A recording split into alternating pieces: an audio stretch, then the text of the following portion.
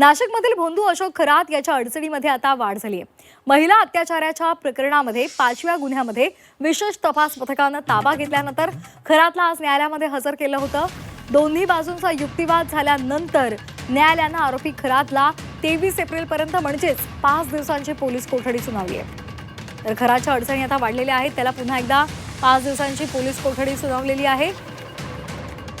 त्यामुळे आता या संपूर्ण प्रकरणात 5व्या गुन्ह्यासंदर्भात तपास केला जाणार आहे। जे आरोप आहेत त्याच्या संपूर्ण पुराव्यांची पडताळणी केली जाणार आहे। 5व्या गुन्ह्यामध्ये पहिल्यांदा प्रोड्यूस करण्यात आलेलं होतं। आरोपीने ही जी पीडिता या गुन्ह्यातील तिला तंत्रमंत्र च्या सहाय्याने तसंच मी दैवी शक्ती असून देवाचा अवतार आहे असं सांगून तिच्यावरती वारंवार लैंगिक अत्याचार केल्याबाबतचा हा अत्यंत गंभीर आणि संवेदनशील गुन्हा असल्यामुळे SITच्या वतीने आम्ही माननीय कोर्टामध्ये युक्तिवाद केला असता आरोपीला 23 तारखेपर्यंत पोलीस कोठडी सुनावली आहे।